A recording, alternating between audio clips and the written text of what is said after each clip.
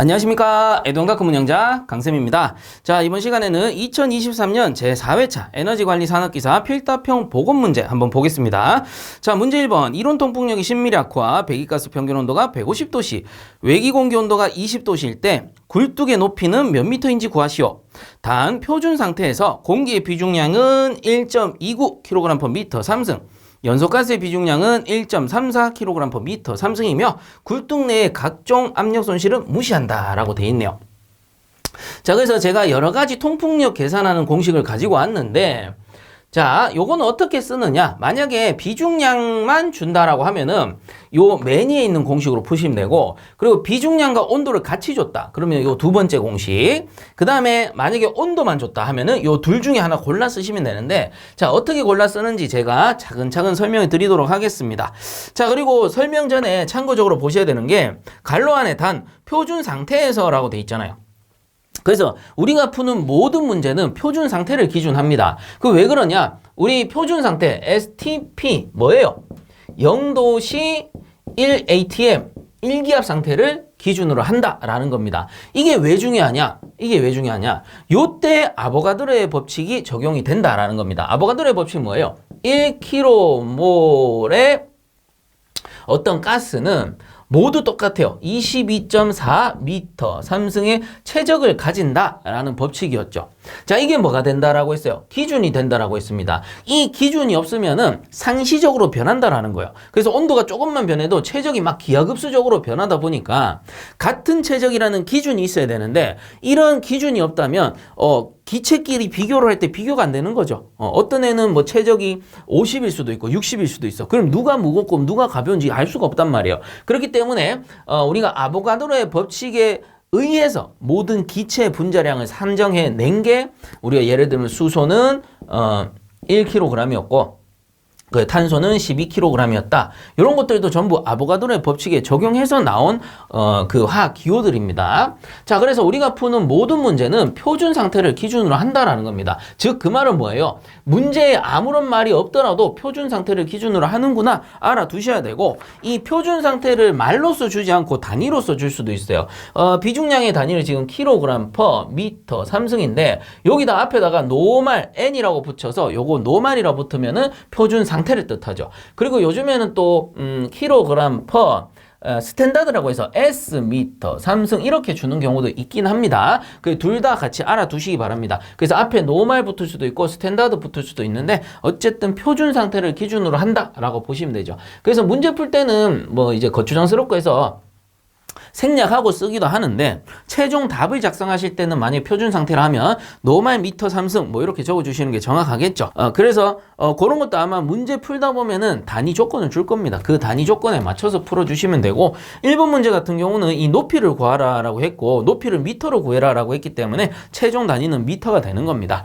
자, 어쨌든 이렇게 두고 통풍력에 대해서 설명을 드리면, 통풍력에 대해 설명을 하기 전에 이 비중량과 밀도에 대해서 잠깐 언급하고 넘어갈게요. 그래서 비중량, 이걸 감마로 쓰기도 하고 또는 이제 R로 쓰기도 합니다, 저는. 그래서 감마라 쓰는 게 원래는 맞아요. 근데 이제 제가 강의 편의상 R로 쓰기도 하니까 제가 항상 말씀드리죠. 중요한 건 단위지 이 공식의 기호는 아니라고. 그래서 알아볼 수만 있으면 된다라고 하죠. 자, 그래서 RA라는 거는 요 A라는 게 에어입니다, 에어. 그래서 이게 뭐냐? 공기 비중량이 되고, 자, 그리고 우리 RG도 있는데, RG라는 거 요건 가스겠죠. 그래서 배기가스, 가스 비중량 요렇게 보셔도 돼요. 자, 그럼 예를 들어 가지고 지금 공기 비중량이 1.29라고 줬잖아요. 그럼 만약에 이게 밀도로 나올 수도 있거든요. 그래서 low A라고 해서 밀도로 나오게 되면 그 값도 1.29가 됩니다. 요거 꼭 알아두세요. 그건 뭔 말이냐?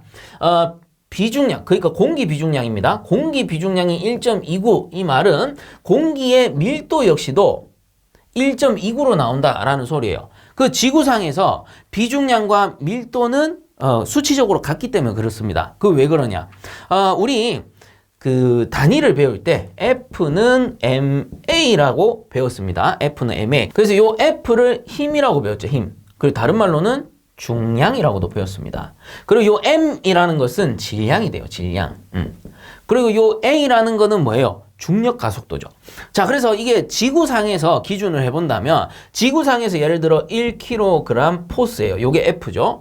자, 1kg 포스라는 것은 질량 1kg 매스에다가 뭐한 거랑 같은 거예요.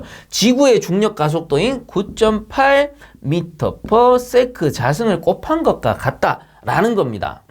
자, 이때 얘가 중량이고 얘가 질량인 거죠. 그건 다들 아실 거예요. 중량, 질량입니다. 자, 그럼 잘 보세요. 지구를 기준으로 합니다. 지구를 우리가 기준으로 했을 때 요 빨간 게 잘 안 나오네요. 파란 걸로 합시다. 우리 지구를 기준으로 했을 때 어떻게 되느냐 하면은 지구상에서는 우리 지구의 중력 가속도 9.8이라 했잖아요. 중력 가속도를 질량 1kg 매스에 곱한 값이 1kg 포스라고 우리가 약속을 한 거예요. 그게 중량이라고 하는 거고. 그러면 오케이, 지구상에서 중량은 지구의 중력을 받았을 때 1kg 포스다 라고 약속했죠. 그렇다면 질량은 어떻게 됩니까? 질량은 지구에서 1kg 매스면 달에 가도 안 변한다라고 했어요. 달에 가면 마찬가지 1kg 매스인 겁니다. 그 말인 즉슨 지구의 중력을 받은 값을 1kg 포스라고 우리가 약속을 했으니 질량은 또 마찬가지 얼마입니까? 1kg 매스라고 보는 게 맞겠죠. 왜냐? 중량이란 것은 질량 1kg 매스에 중력 가속도 9.8을 곱한 값이니까 지구상에서 그것을 1kg 포스라고 약속했고 질량 1kg 매스는 변하지 않는 값이니까 지구상에서는 요 두 개의 값이 같다라고 보는 겁니다. 즉 지구상에서는 중량이 5kg 포스라는 값은 지구상에서 5kg 매스와 같다라는 소리예요. 질량과 중량은 지구상에서는 같다. 우리가 지구의 중력을 받은 값을 1kg 포스로 약속을 해버렸으니까. 자, 요거 이해하셔야 됩니다. 그래서 지구상에서는 kg 포스, kg 매스의 값이 같다라는 겁니다. 선생님, 근데 1 곱하기 9.8 하면은 값이 9.8인데요. 자, 보세요. 9.8 뭐가 돼요? kg 매스에 m/s 자승이 됩니다. 그럼 이게 뭡니까? 요게 뉴턴이다라는 거죠. 그래서 이거를 뉴턴이라 쓰지 kg 매스라고 쓰는 게 아닙니다. 결국 뉴턴이란 건 뭐예요? 질량 1kg 매스에 지구의 중력 가속도를 곱한 거예요. 그게 1kg 포스인 거고. 지구상에서는 어차피 1kg 포스나 1kg 매스나 이제 같다라고 쓰는 거지. 우리가 이렇게 약속을 해버렸으니까. 자, 그러면 이 비중량과 밀도는 뭐냐면은 비중량이라는 거는 단위로 쓰면 킬로그램, 자, 중량이잖아요. 중량, 비중량. 그래서 포스의 미터 삼승인 거고, 밀도라는 것은 킬로그램 매스의 미터 삼승입니다. 자, 단위 최적당 중량이고요. 단위 최적당 질량입니다. 그래서 단위 최적당 중량을 비중량, 단위 최적당 질량을 밀도 이렇게 쓰는 거예요. 근데 방금 말씀드렸듯이 지구상에서는 중량과 질량이 같으니 그 값이 같다라는 겁니다. 그래서 제가 이론 강의할 때도 말씀을 드렸는데 중량이라고 해도 되고 밀도라고 해도 되고 뭐 크게 관계가 없다라고 했던 말은 지구상에서는 수치가 같기 때문에 그래요. 그리고 실제 일상생활에서도 막 혼용해서 쓰죠. 그래서 그게 100% 같다라고 하면 이건 틀린 말이 될 거고, 지구상에서는 우리 질량과 중량은 같은 값으로 볼 수 있다. 이렇게 하는 게 조금 올바른 내용이지 않을까 싶습니다. 그래서 제가 설명을 할 때 뭐 어떨 때는 비중량이라는 말을 쓸 때도 있고 어떨 때는 밀도라는 말을 쓰기도 하죠. 자, 이것도 왜 그러냐? 방금 설명드린 게 요겁니다. 자, 보일러가 있을 때 우리 노통 보일러라고 칩시다. 이때 버너를 이용해서 이렇게 가열을 한단 말이에요. 그러면 여기에 물을 담아가지고 가열을 시키면 여기 위에 전기가 발생되죠. 그 전기를 실내로 보내주는 겁니다. 자, 이때 우리 굴뚝으로 연결을 하는데, 자, 이 굴뚝을 뭐라 그래요? 연돌이라 그래요. 그 다음에 굴뚝까지 이르는 요 길을 연도라 하죠. 그래서 연도를 우리는 굴뚝이라고 보시면 되고, 연도라는 거는 연소가스가 이렇게 지나가는 길이다라고 해서 연도라고 부르는 거죠. 즉 연소실 후부에서 굴뚝까지 이르는 길을 연도라고 하는 겁니다. 그럼 요거는 뭐예요? 연소실이죠. 연소실. 그래서 이걸 연소실인데 연소실 안에는 뭐가 있어요? 연소가스가 발생된다라는 겁니다. 그래서 연소가스가 발생되면 이 연소가스는 뭐예요? 연소하고 나서 이렇게 빠져나갈 테니까 다른 말로 배기가스라고도 불러요. 즉 연소가스랑 배기가스라는 말을 혼용해서 많이 씁니다. 그 개념도 같이 잡아두시기 바랍니다. 자, 이때 이 자연 통풍 방식이란 것은 뭡니까? 밀도 차에 의해서 순환하는 겁니다. 자, 여기서 이제 제가 앞에서 설명해 드리는 게 나오는 거예요. 밀도 차에 의해서 순환한다 라는 말도 맞는 거고 비중량 차에 의해서 순환하는 것도 맞는 말입니다. 왜? 지구상에서는 같은 값으로 쓰니까. 자, 그래서 제가 혼용해서 쓰니까 여러분들이 알아들으실 수 있도록 방금 정리를 해 드린 거고요.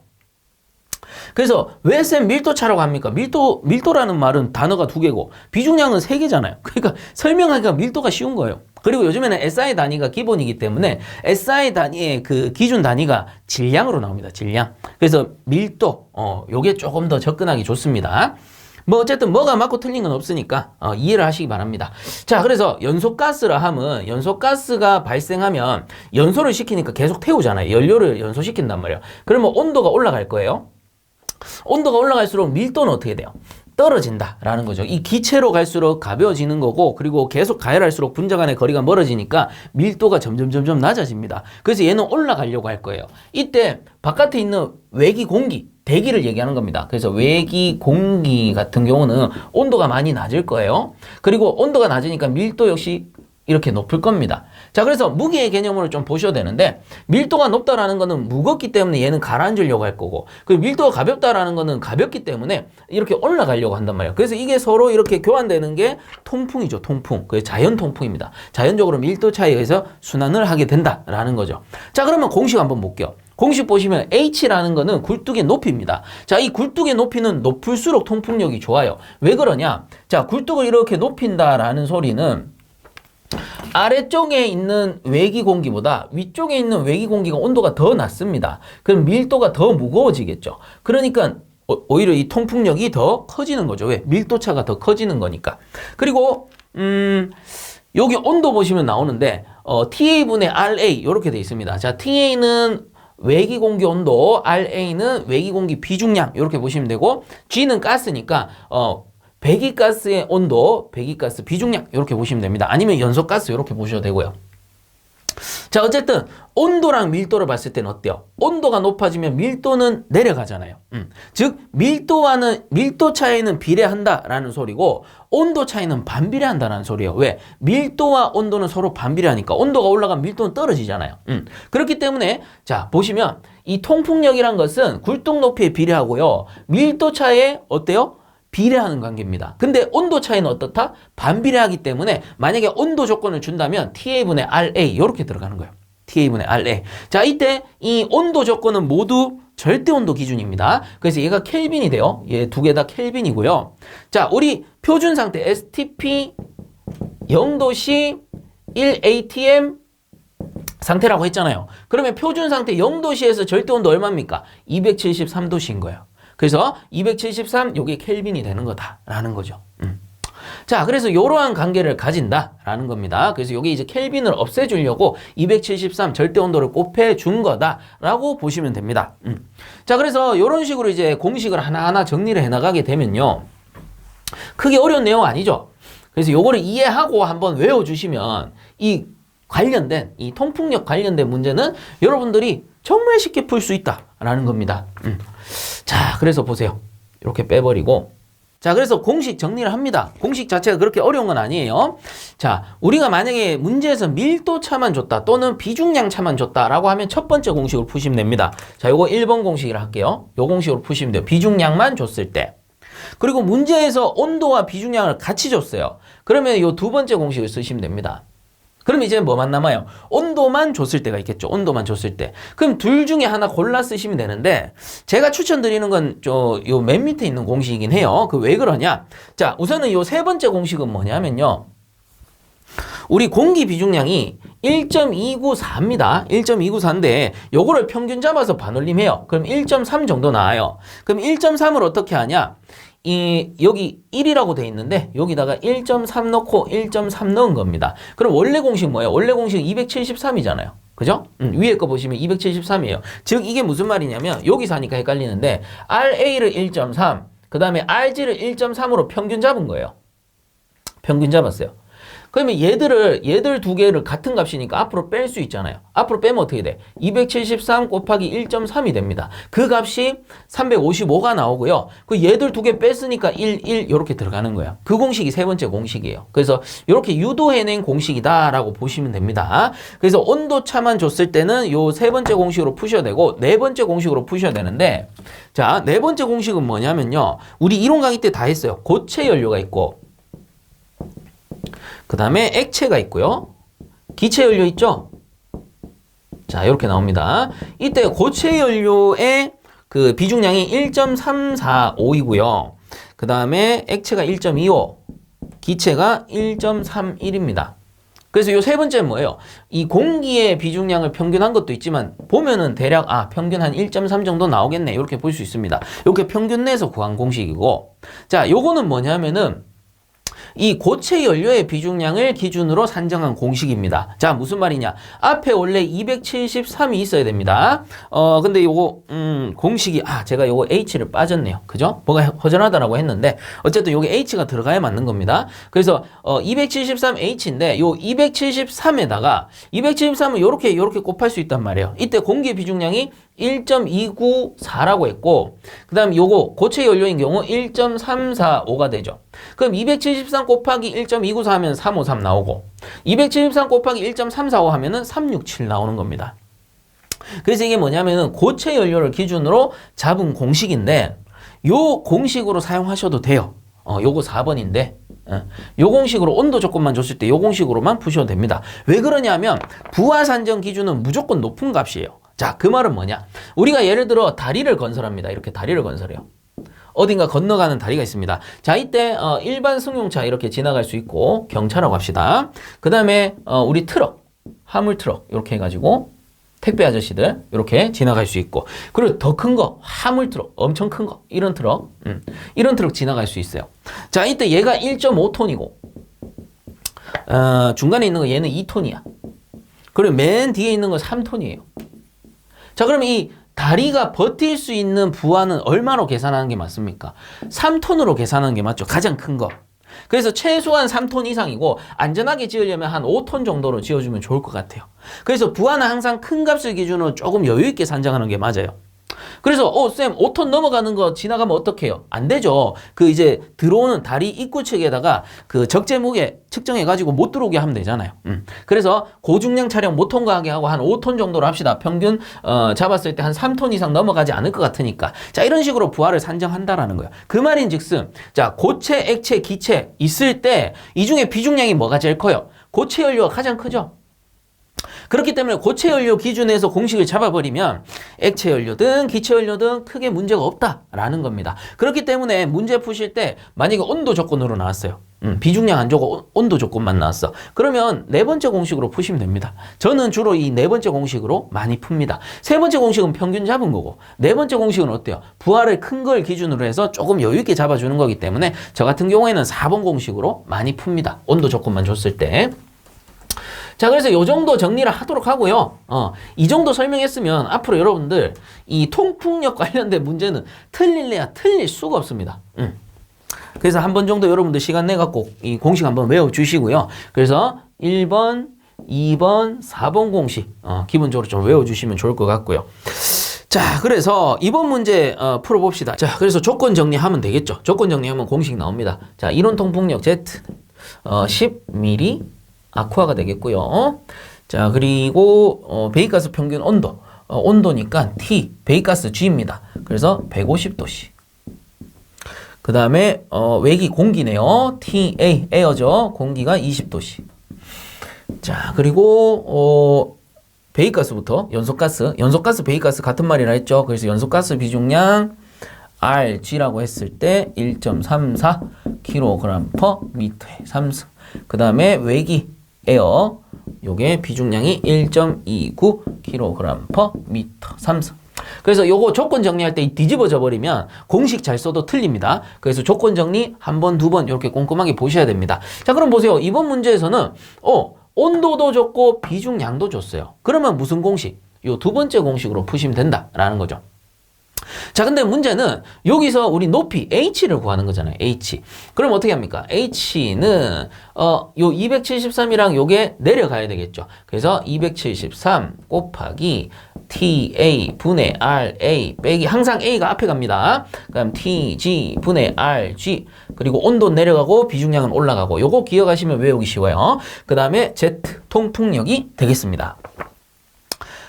그래서 이렇게 푸시면 되는데 만약에 문제에서 실제 통풍력으로 계산해라 라고 하면 곱하기 0.8 하시면 되죠. 왜 그러냐? 이론적으로는 100% 이게 통풍이 될 줄 알았는데 실제로 해보니까 아까 연도 또는 연돌에서 마찰 저항이 생기는 겁니다. 그 마찰 손실이 어떻게 20% 정도 발생하는 게 실제 통풍력이다 라는 거죠. 그렇다면 요 앞에 있는 이론 통풍력에다가 곱하기 0.8을 하게 되면 80% 계산하는 거니까 그게 실제 통풍력이 되는 겁니다. 근데 만약에 실제 통풍력에 대한 언급이 없어요. 그리고 문제에서 이론 통풍력 또는 실제 통풍력이라고 언급을 안 해줬어. 그냥 통풍력을 구하세요. 이렇게 문제에서 나왔어요. 그럼 조건을 보셔야 돼요. 조건에 보니까 예를 들어서 실제 통풍력은 이론 통풍력의 0.8로 한다 또는 80%로 한다 이런 지문이 있거나 혹은 실제 통풍력은 뭐 10mm 아쿠아 이런 식으로 지문을 줬다. 그러면 실제 통풍력으로 푸시면 되고요. 그게 조건에 없다. 그러면 이론으로 보고 푸시면 된다라는 겁니다. 그래서 공단에서도 이 지침이 내려왔죠. 우리 회원분들 중에 이 부분에 대해서 질의를 하셨습니다. 질의를 하셔가지고 그냥 통풍력이라고 나오면 어떻게 푸나요? 했더니 공단에서 답변한 게 조건에 맞게끔 풀어라 라고 이제 답변이 나왔기 때문에 조건에 실제 통풍력에 대한 내용이 없다면 그냥 이론 통풍력 이렇게 정리하시면 된다. 라는 겁니다. 자, 그래서 공식 찾았으니까 그대로 넣겠습니다. 273 곱하기 절대 온도 넣으셔야 돼요. TA. 자, 20도시니까 273 더하기 20 분의 그다음 RA 1.29 그다음 빼기 TG 150도씨 273 더하기 150 분의 1.34가 되겠죠. 자, 요렇게 넣고 분해 통풍력 얼마입니까? 10mm 아쿠아. 그래서 10 요렇게 넣으시면 돼요.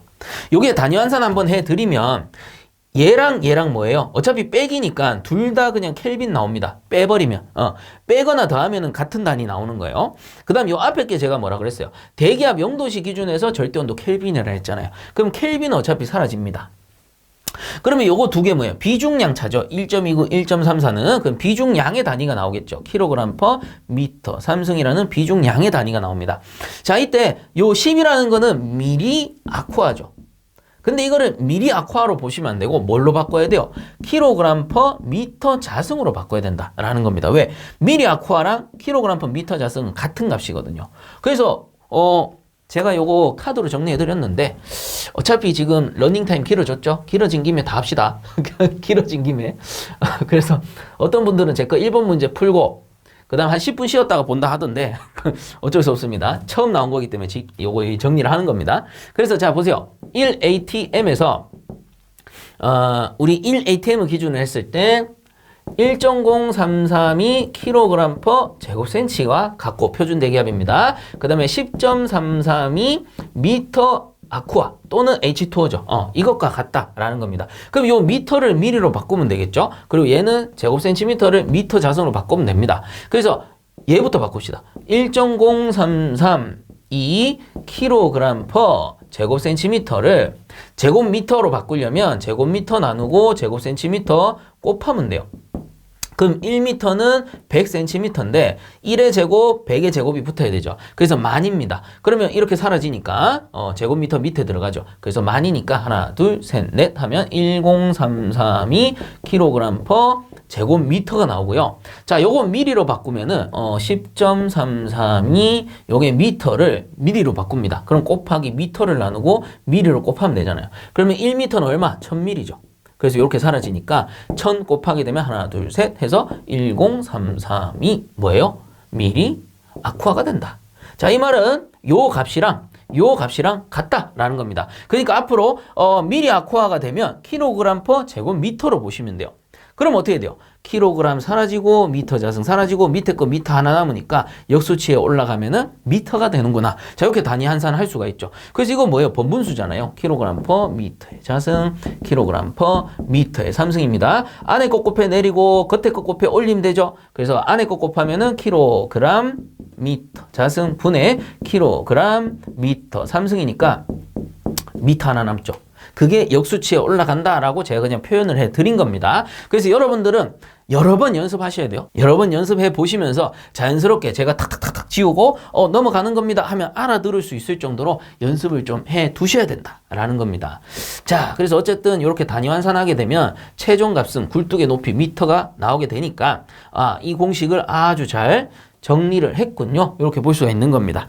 자, 그래서 마지막 풀어보게 되면 계산기로 계산하시면 29.662가 나오는데 별말 없으면 세 번째 자리에서 반올림하면 되죠. 그래서 여기서 반올림을 하니까 최종 값은 29.66m가 된다라는 겁니다. 자, 그래서 여러분들 답안 작성하실 때 계산 과정에 요거 작성해 주시고요.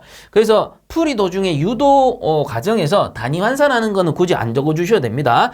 요 계산 과정 적으시고 그 다음 마지막 답란에다가 단위와 함께 정확하게 29.66m라고 작성해 주시면 되겠습니다. 자, 그 다음 2번 문제. 물 대신 특수한 열매체를 사용하여 증기를 발생시키는 보일러로 이는 물보다 비열이 낮은 물질을 이용함으로써 낮은 압력에서도 250도씨 이상의 고온을 얻을 수 있다. 이 보일러의 명칭을 쓰시오라고 되어 있습니다. 그래서 사실상 이거는 문제에 답이 나와 있어요. 문제 보시면 물 대신 특수 열매체를 쓴대요. 그럼 뭐예요? 특수 열매체 보일러가 답이 되죠. 그래서 이게 뭐냐면은 원래 기본적으로 보일러라는 것은 이 물을 데워가지고 증기로 만들던가 아니면 온수로 만들어서 쓴단 말이에요. 자, 이때 증기 보일러를 기준으로 했을 때는 우리 표준 대기압 상태에서는 물의 비점은 100도씨입니다. 100도씨에서 이렇게 끓는 거예요. 증기로 바뀌는 거예요. 자, 근데 100도씨보다 온도를 더 높이고 싶다라고 하면은 그냥 일반 대기압 상태에서는 안 되고 압력을 좀 올리면 됩니다. 압력을 올리게 되면 비점이 올라간단 말이에요. 그러면 뭐 한 120도씨, 뭐 한 200도씨 막 이렇게 올릴 수 있는데 한계가 있겠죠. 압력을 한정 없이 막 올릴 수는 없잖아요. 그렇게 막 올려버리면 동체에 부하도 가는 것이고, 그렇다 보니까 이 압력을 한도 끝도 없이 올릴 수가 없으니 어떻게 하느냐, 물 말고 다른 특수 열매체를 씁니다. 특수 열매체 종류로는 어떤 게 있었어요? 수은, 다우섬, 그리고 모빌섬, 카네크롤 뭐 이런 것들이 있었죠. 그래서 이것도 혹시나 문제 나올 수 있으니까 제가 한번 적어드립니다. 특수 열매체의 종류, 수은, 다우섬, 모빌섬, 카네크롤 이런 것들이 있는데, 자, 그래서 이 특수 열매체의 특징이 뭐였냐, 이 비열이 낮다라는 거였죠. 그래서 비열이란 거는 단위로 쓰면 킬로칼로리 퍼 킬로그램의 도시였는데, 요거 해석해보면 뭡니까? 어떤 물질 1kg을 1도씨 높이는데 필요한 열량이라는 거죠. 이 열량이 1도씨 높이는데 필요한 열량이 작다라는 겁니다. 그 말인 즉슨 압력을 굳이 억지로 올리지 않더라도 쉽게 가열시킬 수 있다라는 거죠. 그러니 비교적 낮은 압력에서도 250도씨 이상의 고온을 얻을 수 있다라는 거고요. 자, 그리고 요즘에는 이제 SI 단위로 나오니까 요 비열의 단위를 킬로줄 퍼 킬로그램 켈빈으로 알아두시면 됩니다. 그 요게 켈빈으로 나오기도 하고, 이 문제에 따라서는 또 이 도시로 나오는 경우도 있더라고요. 그 어차피 문제 풀 때 델타 T로 나오다 보니까 온도 차는 어때요? 켈빈으로 쓸 수도 있고 도시로 쓸 수도 있다라고 제가 말씀을 드렸습니다. 자, 어쨌든 2번 문제, 물 대신 특수한 열매체를 사용하여 증기를 발생시켜 비교적 낮은 압력에서 250도씨 이상 고온을 얻을 수 있는 보일러는 뭡니까? 특수 열매체 보일러가 되고, 그리고 이 특수 열매체의 종류도 함께 알아두시기 바랍니다. 수은, 다우섬, 모빌섬, 카네크롤. 문제에 나올 수도 있죠. 자, 2번 문제 이렇게 정리하도록 하겠습니다. 자, 3번 문제. 어느 유체가 압력 1.2MPa, 관지름이 25mm인 오리피스 속을 20m/s 유속으로 흐를 때 유량은 몇 kg/h인가? 단 압력 1.2MPa에서 유체의 비체적은 0.15m3승/kg이다. 이렇게 돼 있네요. 자, 그래서 오리피스라는 말이 있는데, 보통 보면 오리피스라 하면 배관의 직경을 이렇게 좁혀주는 이 일종의 노즐이죠. 그래서 1번 구간과 2번 구간으로 나누어서 조건을 줍니다. 뭐 예를 들어 첫 번째 유속은 얼마인데 두 번째 유속은 얼마다 뭐 이런 식으로 변화하는 과정을 표시한단 말이에요. 근데 이번 문제 같은 경우에는 뭐 1번점, 2번점의 변화량이 없기 때문에 그냥 오리피스가 아니고 일반 배관의 유량 공식으로 푸시면 될 것 같아요. 자, 그래서 그 일반 배관의 유량 공식이 뭐냐? 우리 배관이 이렇게 있다라고 가정을 한다면 이번 문제에서 조건이 오리피스 속을 20m/s의 유속으로 이동을 했대요. 그럼 여기까지 이동한다 칩시다. 그럼 여기서부터 출발해가지고 여기까지 이동을 했을 때 그 유속이 얼마입니까? 20m/s다라는 소리죠. 이 말은 초당 20m 이동했다라고 보시면 됩니다. 그게 유속, 속도란 말이에요. 그래서 여기 안에 물이 가득 차 있다라고 가정하시면 돼요. 자, 그리고 이 배관의 직경이 어떻게 되냐? 배관의 직경이 25mm입니다. 25mm. 자, 이때 배관 안에 물이 가득 차 있다면 여기서부터 여기까지의 이 유량을 구해라 이 뜻이거든요. Q, 유량을 구하세요. 그럼 유량 구하는 것이 어떻게 됩니까? 결국은 이거 간단해요. 뭐냐면은 이 가로 곱하기 세로 해주시면 되는 겁니다. 가로 곱하기 세로 하면은 뭐예요? 여기 안에 들어있는 그 전체 면적이 구해지는 거니까 유량을 구할 수 있다라는 거죠. 자, 근데 가로는 나왔어. V라고. V라고 해서 여기서 여기까지의 가로의 값은 나왔는데 세로는 쌤 직경 아닙니까? 아니죠. 직경 아니죠. 우린 뭘 봐야 됩니까? 요 전체 꽉 차 있다라고 해야 되니까 요 전체의 뭐예요? 면적으로 봐야 되는 거죠. 직경으로 보면 안 됩니다. 직경으로 보시는 게 아니고 요 가득 차 있다라고 가정했을 때 면적으로 봐야 돼요. 면적. 그래서 이 면적의 단위가 어떻게 됩니까? 미터의 자승이 나온다라는 거죠. 미터의 자승. 자, 그러면 결국은 Q라는 거는 A 곱하기 V가 되는 거예요. A 곱하기 V. 요 A 곱하기 V. 그게 뭔데요? 가로 곱하기 세로가 되니까 이 전체 여기까지 이동한 유량을 구할 수 있다라는 겁니다. 자, 그래서 여기다 정리할게요. Q는 AV가 되는데, 자, A가 미터의 자승이고요. V가 미터/s가 됩니다. 그럼 유량의 단위는 미터 3/s가 나오겠죠. 오케이, 여기까지는 정리했고, 근데 구하고자 하는 건 뭡니까? 유량을 구해야 되는데, 유량 Q는 몇 킬로그램 퍼 아워입니까? 이렇게 물어본 겁니다. 이때 힌트로 비최적을 준 거예요. 비최적은 지금 0.15m 3승 퍼 킬로그램이니까 자, 구해내서 나중에 비최적을 가지고 환산을 하면 되는 겁니다. 자, 그럼 한번 구해봅시다. 구해보게 되면 요 면적이라는 거를 공식을 좀 바꿔야 됩니다. 요거 뭐예요? 관이기 때문에 원의 면적으로 바꿔야 되죠. 그래서 원의 면적으로 바꾸게 되면 자, Q는 4분의 파이 D의 제곱. 자, 요게 뭐예요? 원면적 구하는 공식입니다. 곱하기 V가 됩니다. 그래서 원면적 구하는 공식 외워두셔야 돼요. 이 원면적 어떻게 나오냐? 자, 원면적은 한번 정리해두세요. 필기해두세요. 원면적은 어떻게 구합니까? 파이 R의 제곱으로 구하는 거죠. 근데 이 R이 뭡니까? R이 엄밀히 따지면 파이에 곱하기 2분의 D와 같잖아요. 얘는 반지름이니까. 그죠? 반지름의 제곱인데 반지름은 결국 지름 나누기 2랑 같은 거예요. 그게 반지름이니까 여기에다 제곱하면 어떻게 되죠? 결국은 파이 곱하기 4분의 D의 제곱이 되니까 4분의 파이 D 자승 원 면적 구하는 공식입니다. 그리고 또 한 가지 원둘레도 잘 나오죠. 원둘레. 자, 원둘레도 하나 알아두셔야 됩니다. 원둘레 어떻게 구합니까? 2 파이 R 이렇게 구하시면 됩니다. 자, 그러면 보세요. 요 R도 마찬가지 2분의 D랑 같은 거니까 2 파이 곱하기 2분의 D 하시면 이렇게 2 사라지죠? 그럼 뭐가 나와요? 파이 D 이렇게 구할 수도 있다라는 겁니다. 즉 2 파이 R 또는 파이 D 하게 되면 원둘레, 파이 R 제곱 또는 4분의 파이 D 제곱 하게 되면은 원면적을 구하는 공식이다라는 거예요. 그리고 제가 풀다 보면은 요거 소문자 쓰기도 하고 대문자 쓰기도 합니다. 그래서 우리 곡간부 길이 구할 때 L은 2파이 R 곱하기 360분의 세타 제가 뭐 이렇게 구했잖아요. 그래서 원둘레 구해서 각도만큼 길이를 계산하는 게 요 공식이었으니까 이렇게 쓰기도 하고 또 급히 쓰다 보면 4분의 파이 D 자승 이렇게 쓰기도 합니다. 그래서 여러분들 직경인지 알아보시면 되고 그 다음 반지름인지 알아보시면 되는 거예요. 항상 말씀드리지만 공식이 중요한 것보다는 단위를 먼저 보셔야 된다. 단위가 제일 중요하고 단위에서 공식을 이끌어낼 수 있으면 된다라고 항상 말씀을 드리죠. 자, 그래서 공식은 요겁니다. 요걸로 풉니다. Q는 4분의 파이에 곱하기 D는 얼마입니까? 여기 지름 줬죠? 25mm인데 답은 어때요? 미터잖아요. 그래서 미터로 바꿉니다. 하나, 둘, 셋 하게 되면 0.025의 제곱 빠뜨리시면 안 되고요. 곱하기 V가 20m/s입니다. 그럼 요거 20. 그럼 얘는 면적 미터에 자승 나올 거고 곱하기 m/s 했으니까 미터 3승/s 나올 겁니다. 근데 우리가 구해야 되는 거는 hour로 구해야 되죠. hour. 그럼 어떻게 하면 돼? 자, 요 세크를 바꿔줘야 되죠. 자, m/s 요걸 바꿔야 됩니다. 그럼 곱하기 세크 올리고 hour 내리면 되죠. 자, 그러면 1시간은 3600초니까 세크 날라가고 hour가 들어갈 거예요. 즉 3600을 곱하면 되겠네요. 그래서 곱하기 3600 하시면은 hour로 나올 겁니다. 미터 3승/hour로 나오겠죠. 자, 그래서 요렇게 해서 계산해내게 되면 35.342 나오고요. 단위가 어떻게 됩니까? 미터 3승/hour로 바뀌는 겁니다. 그래서 우리가 3600 곱해서 hour로 바꾼 거죠. 그럼 이게 뭐예요? 우리 계산 과정에서는 유량 계산이 되는 거고요. 그 다음에 이제 단위 변환해야 되죠. 단위 변환을 최적비에서 중량비로 바꾸는 겁니다. 그럼 보세요. 35.342입니다. 요게 단위가 지금 미터 3승/hour란 말이에요. 그러면 이게 최종 단위가 kg/h 나와야 되죠. 그럼 미터 3승 지워야 되니까 비최적은 미터 3승/kg이죠. 만약에 미터 3승/kg 해버리면 어떻게 돼?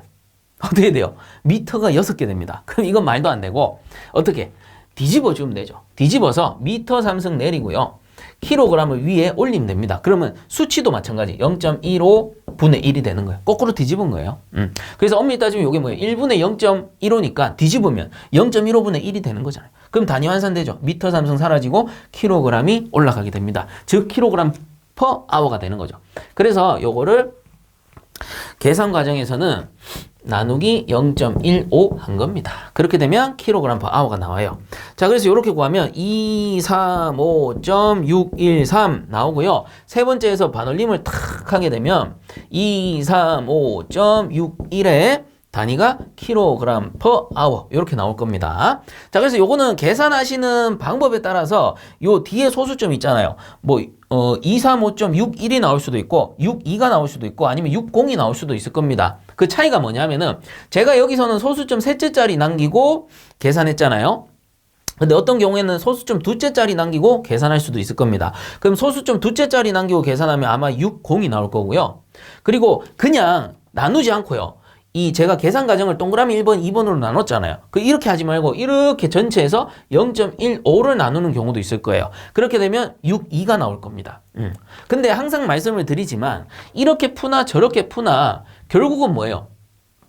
계산 과정이 맞다면 이 답 역시도 답으로 인정해 준다라는 겁니다. 그래서 그거 참고하셔서 문제 푸시면 될 것 같고요. 결국은 전체 계산 과정을 보는 거니까 계산 과정이 맞다면 어차피 답으로 인정해 주니까 너무 걱정 마시고 제가 여기 셋째 자리까지 남긴 거는 일부러 요거를 셋째 자리에서 반올림 하려고 여기서는 셋째 자리까지 남기고 계산한 겁니다. 그래야 최종 답이 요 셋째 자리까지 나오니까 여기서 이제 반올림해서 구하려고 일부러 셋째 자리까지 남긴 거예요. 뭐 요거를 둘째 자리까지 남기고 푸셔도 상관없는데 그거는 이제 개인 취향이고 선생님들마다 약간 취향이 다르기 때문에 아마 요거는 그 책들이 시판돼 보면 알겠지만 선생님들마다 소수점은 조금씩 상이할 수 있다는 점 그거는 참고해서 봐주시기 바랍니다. 그러나 어쨌든 계산 과정이 맞다면 그 채점관이 그냥 보는 게 아니죠. 계산 과정 다 보고 답을 보기 때문에 어차피 답으로 인정되는 부분입니다.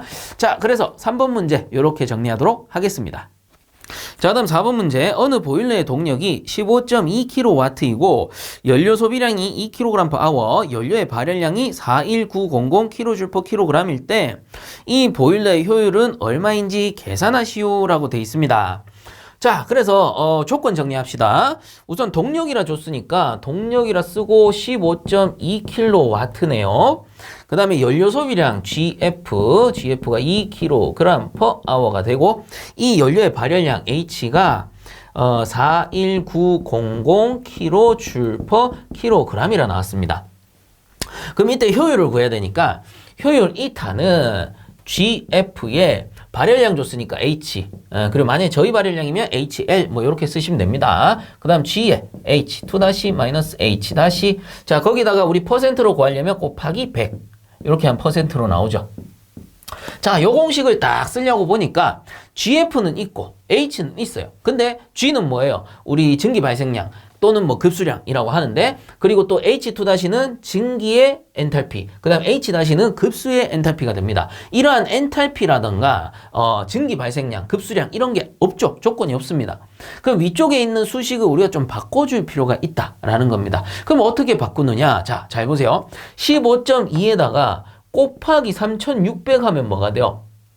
요게 kJ/H가 됩니다. 킬로와트 사라지고 kJ/H가 되는 거죠. 그럼 얘가 뭐가 되느냐? kJ/H면 1시간당 발생 열량이라고 해서 유효열 Q가 되는 겁니다. 유효열 Q. 자, 그래서 요걸 이용하시면 돼요. 그럼 어떻게 바꾸면 되냐? 이타는 GF의 H 분의 유효열 Q 이렇게 하면 되잖아요. 그리고 곱하기 100 하게 되면은 퍼센트 이렇게 나온다라는 소리입니다. 자, 그래서 이거 보세요. 킬로와트에 3600 곱하면 kJ/H 나오는 거 여러분들 꼭 알고 계셔야 됩니다. 이건 뭐냐? 1킬로와트는 1kJ/S와 같아요. 자, 그러면 여기다가 곱하기 세크의 아워 하면 어떻게 돼요? 1시간은 3600초니까 요거 지워주고 뭘로 바뀌어요? kJ/H로 바뀌는 겁니다. 즉 1킬로와트에다가 3600 곱하게 되면 kJ/H로 바뀌는 거예요. 즉 정리를 하자면, 다시 한번 정리를 하자면 1kW는 1kJ/S와 같고요. 그 다음에 3600 뭡니까? kJ/H랑 같다. 이거 꼭 알아두셔야 된다는 겁니다. 자, 그래서 그냥 1kW는 3600 kJ/H구나 이렇게 알아두셔야 되는데 요 관계 정도는 한 번 정도 짚고서 넘어가야 됩니다. 그렇기 때문에 위에서 15.2 kW에다가 3600 곱하면 kJ/H로 바뀌는 거예요. 자, 그래서 정리를 하면 얘가 곱하기 3600 해가지고 kJ/H로 바꿔서 유효열로 쓰는 거죠. 유효열. 동력이 아니고 보일러의 유효열, 뭐 전격 출력 이렇게 보시면 된다는 겁니다. 그러면 이 유효열 구하는 공식이 여러 가지가 있어요. 유효열 구하는 공식이 위에 G에 H2-H- 이렇게 풀 수 있고요. 자, 이거 뭡니까? kg/h에다가 엔탈피 차니까 kJ/kg 해가지고 이렇게 사라지고 kJ/H라는 유효열이 나오는 거고요. 그 다음 우리 상당 증발량으로 할 때 G2에 곱하기 539 아니죠. 539는 그 공학단이고요. 이제는 2257로 알아두셔야 됩니다. 그래서 539에다가 4.18 또는 4.2 곱하면 되죠. 왜? 1kcal는 4.18 kJ가 같으니까. 자, 그래서 상당 증발량이니까 kg/h, 얘는 kJ/kg입니다. 그럼 지워지니까 kJ/h라는 유효 열량이 나오죠. 또 한 가지 공식이 있죠. G, C, 델타 T도 마찬가지 유효열을 구하는 공식입니다. 그래서 kg/h에다가 비열 kJ/kg의 켈빈 또는 도시로 나올 수도 있고요. 자, 델타 T는 켈빈. 자, 이렇게 쓰면 됩니다. 켈빈 사라지고 kg 사라지니까 kJ/h라는 유효열이 나오게 되죠. 그래서 이 공식들 다들 아는 겁니다. 이건 뭐예요? G 델타 H 공식이고요. 얘는 GR 잠열이죠. GR 잠열 구하는 공식. 그다음 GC 델타 T 현열 구하는 공식입니다. 자, 그래서 요 위에 있는 요 유효열 있잖아요. G의 H2-H- 요 공식을 이걸로 써도 되고 이걸로 써도 되고 이걸로 써도 되고 이걸로 써도 된다라는 겁니다. 어떻게? 여기 조건에 맞춰서. 그래서 여러분들이 알아두셔야 된다는 거겠죠? 그 조건이 만약 온도차를 줬어. 그럼 얘를 넣어주면 되는 거고. 상당 증발량을 줬어. 그럼 얘를 넣어주면 되는 거고.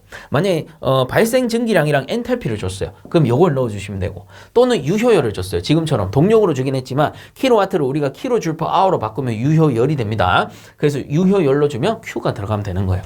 요 관계를 알고 정리를 한 번 정도 해주셔야 응용 문제를 풀 수가 있겠죠. 결국은 단위 싸움입니다. 단위가 kJ/H로 나오면 되는 거예요. 그러면 유효열이 되는 거니까. 자, 그래서 요건 지워버리고 그대로 이제 넣어서 푸시면 됩니다. 자, 이 탄은 GF가 2kg 곱하기 발열량 41900 분의 유효열 위에 15.2 곱하기 3600 이렇게 하면 되죠. 단위 환산 한번 해드리면 밑에 kg/h고요. 얘는 kJ/kg이고요. 위에 거는 kJ/h잖아요. 그러면은 kg 사라지고 kJ 사라지고 h 사라지니까 효율은 단위가 존재하지 않는다라고 했습니다. 그래서 곱하기 100 하게 되면은 퍼센트가 나오겠죠. 그래서 요 단위 환산 과정은 굳이 적어 주실 필요가 없고요. 요 상태로 값을 구해보면은 65.298이 나오는데 요 세 번째 자리에서 반올림 합니다. 자, 이렇게 반올림 하게 되면 65.30% 이렇게 나오겠죠. 자, 그래서 여러분들 계산 과정에 요거 적어 주시고요. 답란에다가 퍼센트 요거 단위까지 포함해 가지고 정확하게 작성해 주시면 되겠습니다. 자, 그 다음 5번 문제. 보일러 내부 부식에 대한 종류 및 원인 또는 현상이다. 갈로 안에 알맞은 용어를 쓰시오라고 되어 있습니다. 그래서 표를 딱 보니까 구분에 내부 부식이 나오고 부식 종류에 가, 나, 다 이렇게 나옵니다. 그러면 우리는 원인 또는 현상을 봐야 되겠죠. 그래서 가의 원인 또는 현상을 먼저 보면 보일러수 pH가 12 이상에서 발생한대요. 그럼 우리가 pH라는 것은 pH가 기본적으로 7인 경우를 중성이라고 합니다. 그리고 이거보다 낮은 경우에는 산성이라 하고 이거보다 높은 경우에는 알칼리성이라 하죠. 알칼리성. 자, 이렇게 부릅니다. 그러면 pH 값이 12 이상이다 라는 건 뭐예요? 알칼리성인데 알칼리성에서 이제 부식이 되다 보니 이때의 부식 명칭은 알칼리 부식이다 라고 보시면 됩니다. 그래서 통상적으로 알칼리성이 강하면 알칼리 부식이 발생하고 산성이 강하면 산성 부식이 발생합니다. 근데 알칼리와 산성을 비교했을 때는 사실상 산성보다는 알칼리일 때 부식이 좀 덜해요. 그렇다 보니까 원래는 중성으로 맞추면 가장 좋겠죠. 근데 중성으로 맞추는 게 참 어렵다 보니까 상시로 이게 계속 변하잖아요. 환경이 변하다 보니까 중성으로만 맞추는 게 어렵다 보니 어떻게 하냐. 보통 보면은 보일러수의 부식을 방지하기 위해서는 알칼리성은 알칼리성인데 약알칼리성으로 만들어서 유지를 합니다. 왜냐? 산성일 때보다는 알칼리성일 때 그 부식 정도가 조금 약하니까요. 그래서 중성은 만들 수 없으니 약알칼리성을 유지해서 보일러수를 운영한다. 이렇게 보시면 되고 어쨌든 이번 문제에서는 pH 12 이상이면 엄청나게 높은 겁니다. 그렇기 때문에 알칼리 부식이 발생한다 라고 보시면 되고 그 다음에 나번 같은 경우는 좁쌀알 크기의 반점이 발생된다. 요거 일단 답은 점식입니다. 점식. 그래서 반점 형식으로 발생하기 때문에 점식인데 이 점식은 어떻게 일어나느냐. 보일러 동체가 이렇게 있어요. 그 물을 담아서 우리가 연소를 시켜서 증기를 만든단 말이에요. 계속 가열을 하는데 자, 이때 보일러 내부에는 물이 들어있죠. 이 물이 어떻게 되느냐. 물이 전해액의 역할을 합니다. 전해액이라는 건 뭐냐면은 전기를 잘 흐르게 하는 물질이에요. 그러면 물은 뭐 더 말할 것도 없죠. 물은 아주 잘 흐르게 하는 전해액이 됩니다. 그로 인해 동해 강제가 양극화되고 국부전지가 일시적으로 일어나서 이 국부전지가 어느 한 곳에 모여 그것도 양극이 어느 한 곳에 순간적으로 발생을 하게 되면 이 보일러수 중 용존산소가 이 양극에 집중되어 발생합니다. 즉 물속에 녹아있던 산소가 이 전해액이 된 물이 국부전지를 발생시키잖아요. 그럼 양극이 발생하는데 이 양극에 산소들이 이렇게 모이는 거예요. 그럼 동이라는 건 뭐예요? 철이잖아요. 철. 그렇다 보니까 산소랑 접촉해가지고 산화부식을 일으킵니다. 이때 이 산화부식의 모양이 어때요? 좁쌀알 모양 또는 반점 모양으로 발생한다라고 해가지고 점식이라고 부르는 겁니다. 그래서 결과적으로는 산화부식인데 그 모양이 점 형태로 생겼다라고 해가지고 점식이라고 부르는 거죠. 그래서 다시 한번 정리를 해드리면 동내부에 물이 전해액이 되고 동해 강제가 양극화되어 국부전지가 발생하는데 이때 양극이 발생하는 쪽에 보일러 수중에 녹아있던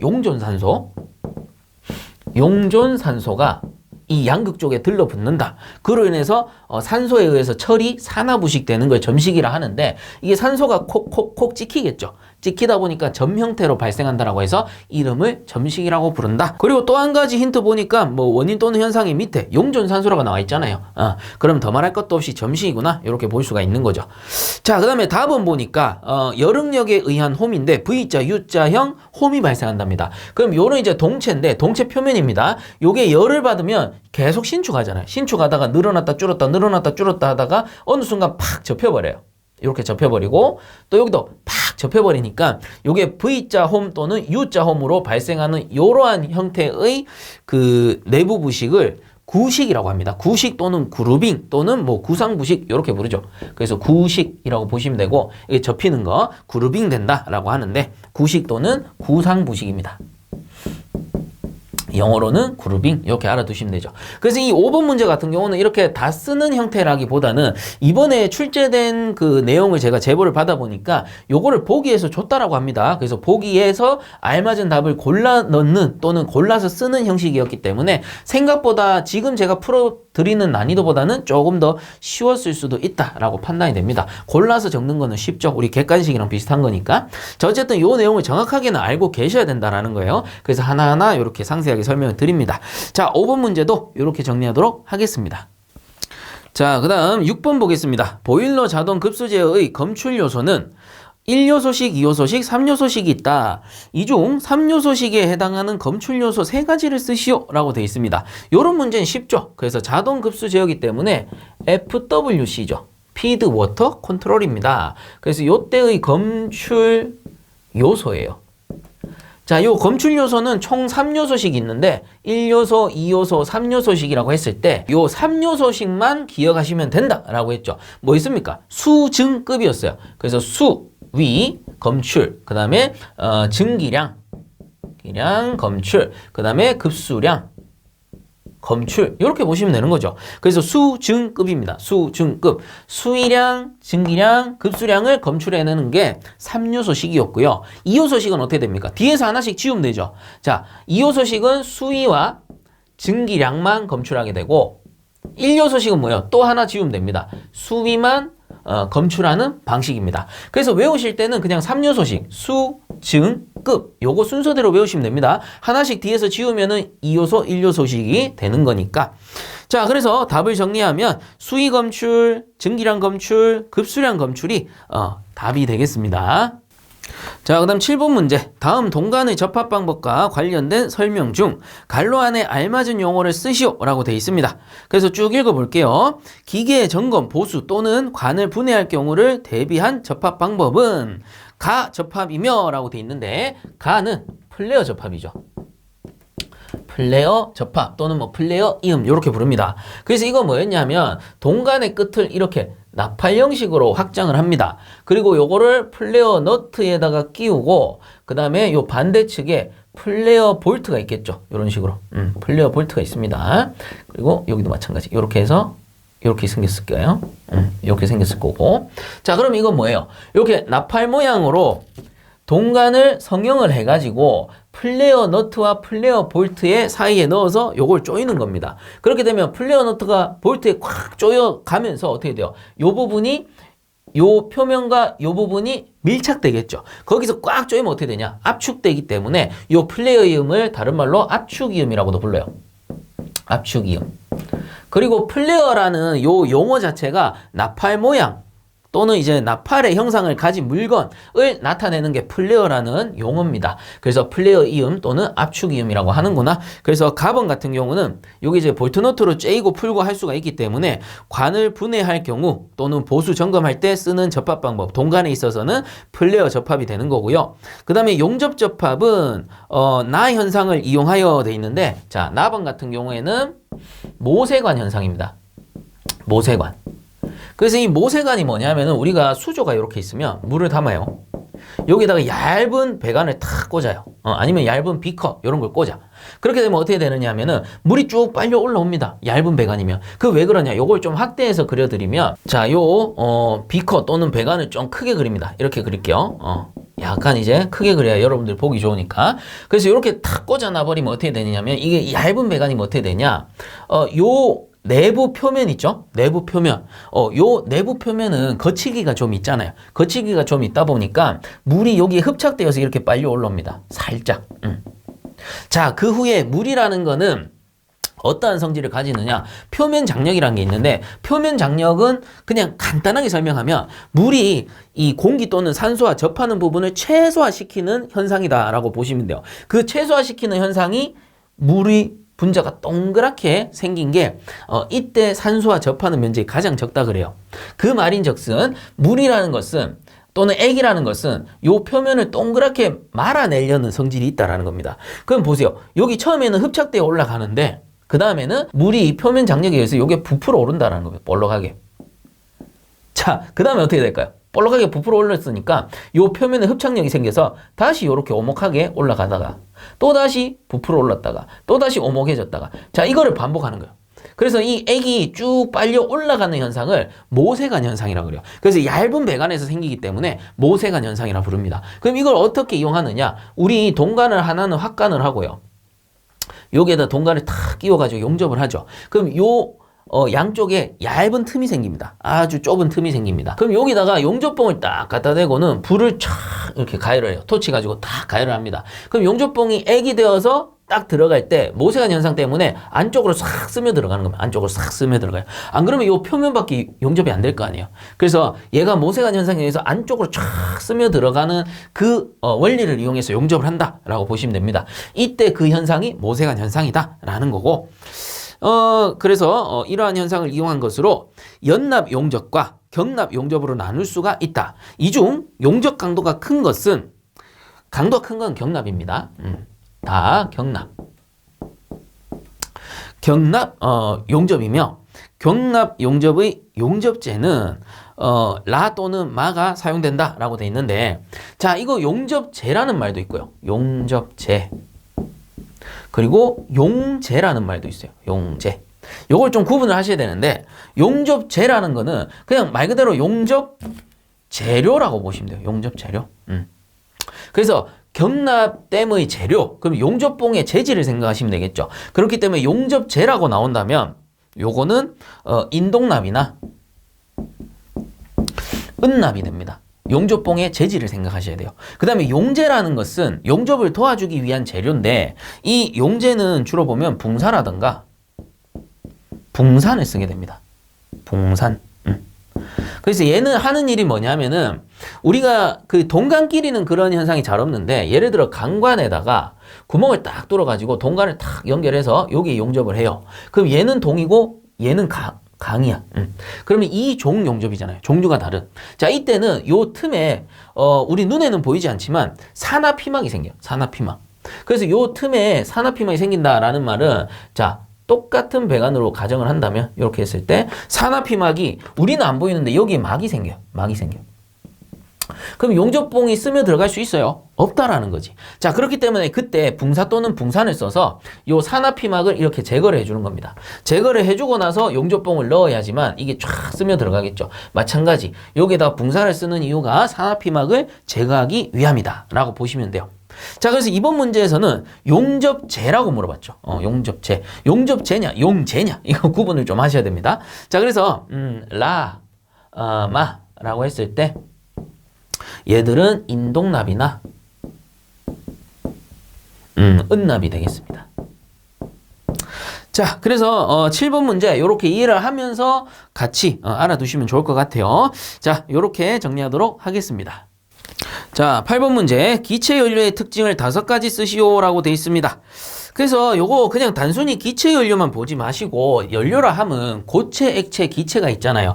요것들을 비교해서 보시면 쉽습니다. 그래서 고체, 액체, 기체 연료가 있는데 이 중에서 연료의 성상이 가장 좋은 건 기체 연료, 가장 안 좋은 건 고체 연료라고 했어요.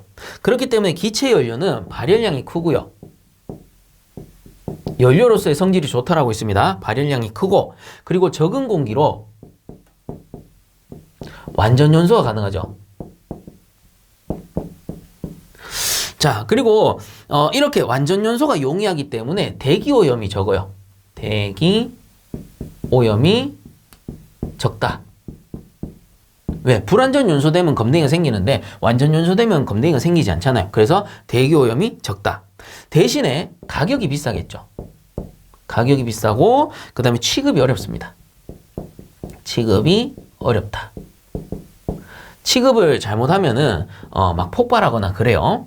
자, 그리고 이와 반대로 고체 연료 같은 경우에는 발열량이 낮고요. 반대로 생각하시면 돼요. 그 다음에 불완전 연소하고 그러니까 완전 연소가 어렵다라고 보시면 돼요. 그 다음에 대기 오염이 발생하고 대신에 가격은 싸요. 그 다음에 취급은 쉽고 취급 용이 이렇게 적도록 할게요. 그래서 예를 들기가 좋은 게 기체 연료는 우리 수소가스 있잖아요. 수소 생각하시면 되고, 그럼 고체 연료는 석탄 생각하시면 됩니다. 그다음 액체 연료 같은 경우는 뭐 휘발유라든가 아니면 뭐 있어요? 경유 뭐 이런 거 생각하시면 돼요. 자, 그래서 석탄이기 때문에 발열량 낮고요. 불완전 연소하게 되죠. 그름 많이 나오잖아요. 그리고 대기오염 발생이 심할 거고, 석탄 가격 쌉니다. 석탄 또는 우리 연탄, 연탄 생각하면 되겠네. 그래서 연탄, 석탄, 연탄. 이렇게 생각할게요. 그러면 가격이 싸다. 그 취급이 용이하잖아요. 막 들고 나르고 이런 거 쉽단 말이에요. 그리고 우리가 수소 기체라고 생각하면, 수소가스라 생각하면 발열량 엄청 높죠. 그리고 적은 공기에도 완전 연소해요. 깨끗한 가스거든요.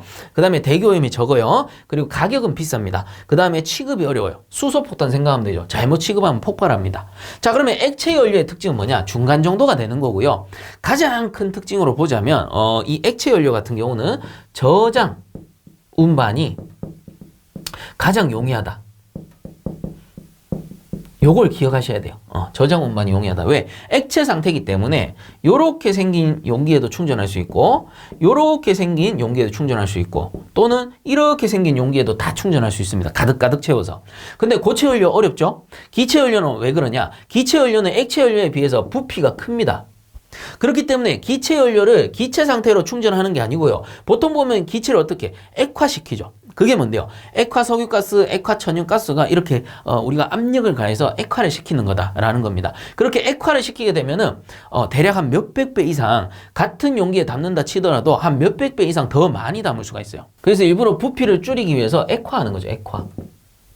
액화해서 부피를 확 줄여가지고 어떻게 해요? 용기 안에 담아서 운반하는 겁니다. 즉, 이 액체 연료의 가장 큰 장점은 뭐예요? 저장 및 운반이 용이하다. 요거 탁 알아두시면 됩니다. 자, 그래서 요거 이제 정리했으니까 기체 연료 특징 5가지 봅시다. 1번에 보시면 연소 효율이 높다. 왜? 연료로서의 성상이 가장 좋다라고 했습니다. 그 다음 2번째, 적은 공기비로 완전 연소가 가능하죠. 그럼 3번째, 회분 및 매연 발생이 거의 없다. 즉 대기오염이 작다라는 겁니다. 왜? 완전 연소하니까. 그 다음 4번에 보시면 대기오염이 적다. 이어서 나오네요. 자, 그 다음에 5번에 보시면 저장 및 운반에 어려움이 있다. 이 말인 즉슨 취급이 어렵다라는 말입니다. 그리고 액체 연료는 반대로 저장 및 운반이 용이하다라고 했었죠. 그래서 기체 연료는 저장 및 운반이 어렵다. 취급이 어렵다. 이렇게 생각하시면 돼요.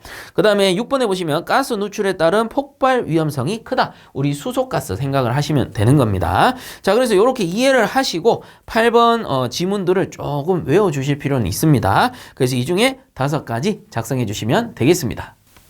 자, 그 다음 9번 문제. 다음은 어떤 도면에 표시된 알루미늄 방열기 도시기호이다.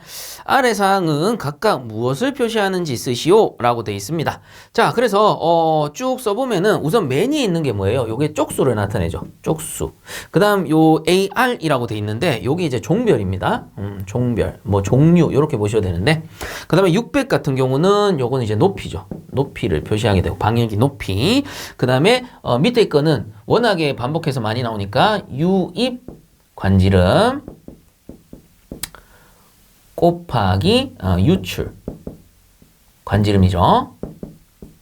이렇게 알아두셔야 됩니다. 그래서 유입, 유출, 관지름이구나. 자, 이렇게 알아두고 정리를 해봅시다. 동그라미 1번 같은 경우는 쪽수기 때문에 방열기의 쪽수. 자, 방열기의 쪽수가 10쪽이다 라는 거죠. 10쪽.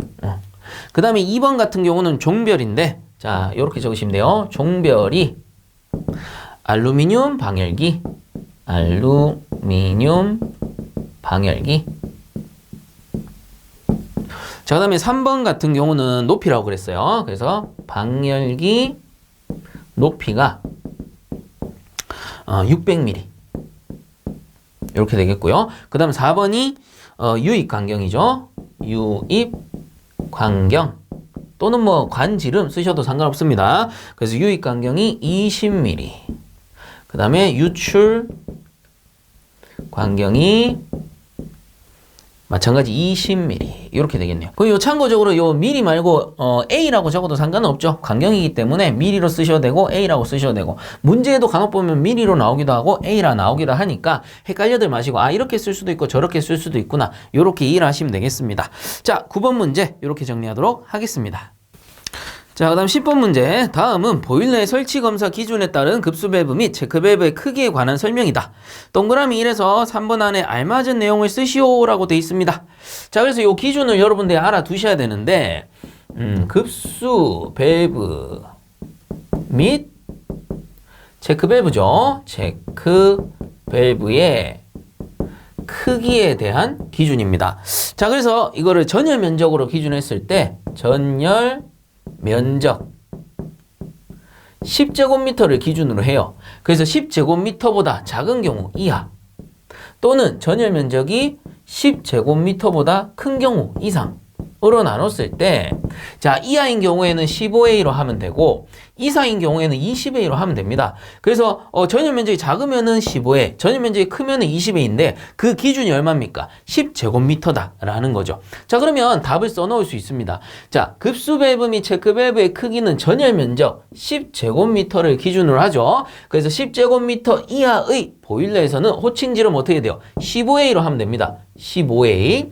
그리고 이상으로 하고 그 다음에 마찬가지죠. 10제곱미터. 자, 동그라미 1번, 동그라미 1번 같은 겁니다. 10제곱미터를 초과하는 경우, 넘어섰어요. 이상인 경우 보일러에서는 호칭 지름을 20A 이상으로 하여야 한다라는 겁니다. 그래서 답을 정리하면 동그라미 1은 10이 될 거고, 그럼 동그라미 2는 15가 될 거고, 동그라미 3은 20이 되겠죠. 자, 그래서 10번 문제 이렇게 정리하도록 하겠습니다. 자, 그 다음 11번 문제. 다음 배관이음 방법을 보고 각각의 도시기호를 그리시오라고 되어 있습니다. 자, 이런 문제는 앞으로도 지속적으로 출제될 가능성이 높죠. 그렇게 어려운 문제가 아니니까 한 번 정도 꼭 정리를 해 주셔야 됩니다. 그래서 이 나사이음이라고도 하고 다른 말로는 일반 나사이음 이렇게도 부릅니다. 그래서 일반 나사이음 또는 나사이음은 이렇게 해서 줄 하나 이렇게 그어 주시면 되고, 그 다음 플랜지음은 이렇게 해가지고 줄 2개 이렇게 작도해 주시면 되고, 유니언이음은 이렇게 해가지고 가운데 제일 긴 거 양쪽으로 짧은 거 이렇게 해서 그려주시면 되죠. 그래서 기본적인 도시기호예요. 이 정도는 알아두셔야지만 여러분들이 작업형 하실 때, 실기 작업형 하실 때 도면을 보실 수가 있는 겁니다. 그래서 어찌 보면 기초적인 사항이고 앞으로도 지속적으로 나올 수 있는 문제니까 꼭 알아두시기 바랍니다. 자, 11번 이렇게 정리하도록 하겠습니다. 자, 그 다음 12번 보일러 열정산 시 이별에 해당하는 항목 3가지를 쓰시오라고 돼 있네요. 자, 그래서 보일러에 있어서 이별 항목도 있고요. 그리고 출혈 항목도 있습니다. 그래서 이게 뭐냐면 우리가 예를 들어 보일러가 이렇게 탁 있다라고 하면 여기 이제 노통 보일러 같은 경우 노통을 설치해 가지고 버너를 이용해서 가열을 시킵니다. 자, 이때 가열을 시키려면 뭐가 필요해요? 연료가 필요하죠. 그럼 연료를 태워서 열을 넣어주는 거니까 연료에 의한 발열량 또는 현열량은 이별로 볼 수 있는 겁니다. 보일러 입장에서 들어가는 거니까. 그리고 연소하고 나서 이제 빠져나가는, 즉 버려지는 배기가스는 뭐예요? 보일러 입장에서 나가버리니까 요거는 출혈로 본다라는 거죠. 그 외에도 물을 촥 끓여가지고 뭐를 발생시킵니까? 증기를 딱 발생을 시키는데 이 증기를 방열기 쪽으로 보내주죠. 자, 근데 증기 또한 뭐예요? 보일러 입장에서는 나가는 거기 때문에 출혈로 봅니다. 다만 증기 같은 경우는 실제 방열기에서 사용을 할 수 있기 때문에 출혈이긴 하지만 유효 출혈로 보는 겁니다. 자, 그래서 이번 시간에 이별 출혈 한 번에 정리해 드릴게요. 그래야지 앞으로 응용 문제가 나오면 여러분들이 푸실 수가 있겠죠. 자, 그래서 이별 외우실 때 이렇게 외우시면 쉬워요. 어떻게 외우냐? 연료, 공기, 물, 증기. 그냥 이렇게 외우시면 됩니다. 총 5가지 항목인데 쌤 4가지인데요. 자, 이제 정리합니다. 연료에서 2가지 항목이 나와요. 연료의 발열량이 있고요. 그 다음에 연료의 현열량이 있습니다. 그래서 연료 1kg당 발생시킬 수 있는 열량, 발열량이고요. 연료가 연소하면서 발생하는 현열량이 있겠죠. 그래서 연료의 발열량, 연료의 현열이 있겠고요. 그 다음에 공기 예열기를 썼을 때 그 공기가 열을 머금고 있겠죠. 그리고 연소용 공기로 사용이 된다면 노내로 들어올 테니까 공기 예열기를 쓰면은 따뜻한 공기, 뭐예요? 공기의 현열. 이렇게 됩니다. 그 다음 물은 뭐겠어요? 이제 어느 정도 감이 잡히시죠? 물은 절탄기를 쓸 때입니다. 그래서 절탄기를 쓰게 되면 물을 데워서 넣잖아요. 예열해서 넣기 때문에 따뜻해진 물이 들어가니까 그 물이 가진 현열량이 존재합니다. 그래서 물의 경우는 급수의 현열로 보시면 돼요.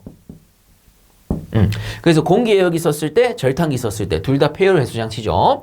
자, 그다음에 증기는 뭐냐 하면은 요거는 논의 분입 증기라고 보시면 되는데 이 논의 분입 증기는 뭐냐면 우리가 연료 중에 벙커 CU라는 연료가 있습니다. 이 녀석은 아주 찐득찐득해요. 그렇다 보니까 쉽게 무화가 안 됩니다. 그래서 이거를 무화를 돕기 위해서 논에다가 증기를 분입시켜 주는 거예요. 그러면 얘가 따뜻해지면서 어느 정도 무화가 된단 말이에요. 그래서 이때 들어가는 논의 분입 증기이기 때문에 어때요? 증기도 열량을 가지고 있죠. 그래서 논의 분입 증기의 요거는 이별입니다. 그래서 증기 같은 경우는 어때요? 현열도 존재하고 잡열도 같이 존재할 수가 있기 때문에 요거는 뭐 현열, 잡열 이렇게 골라 쓴다기보다는 그냥 논의 분입 증기의 이별 또는 논의 분입 증기의 뭐 열량 이렇게 보시면 된다라는 겁니다. 그래서 저는 정리할 때는 그냥 이별로 정리하도록 하겠습니다. 자, 그래서 총 5가지가 나왔죠. 뭐예요? 연료의 발열량, 그리고 연료의 현열이 있겠고요. 그 다음에 공기의 현열, 그 다음 급수의 현열, 논의 분입 증기의 이별이 뭐예요? 이별 항목에 속한다라는 겁니다. 그렇다면 우리 출혈도 정리를 해봐야 되겠죠. 자, 출혈입니다. 출혈 이제 빠져나가는 거예요.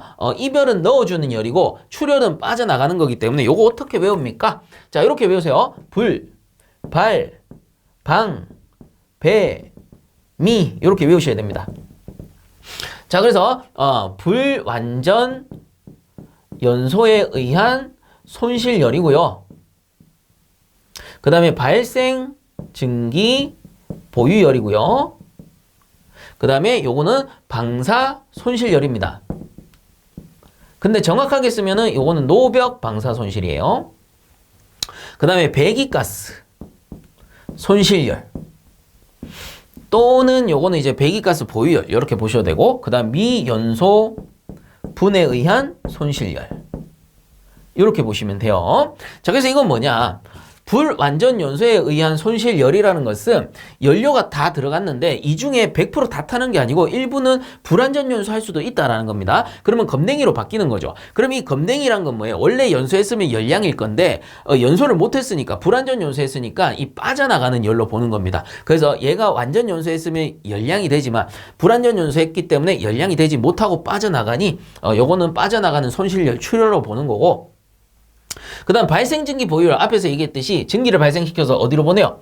방열기라던가 아니면 방열관, 우리 온돌방이죠. 온돌방에 엑셀관처럼 이렇게 방열관이 매설되어 있다면 그쪽으로 보내어져서 난방에 사용이 됩니다. 그렇기 때문에 발생증기 보유열은 출혈 중에서도 유일한 유효열입니다. 유효열. 그래서 발생증기 보유열은 유효 출혈이다 이렇게 보시면 되고, 그 다음에 노벽 방사 손실. 자, 노벽 방사 손실이라는 거는 우리가 외분식 보일러 있죠.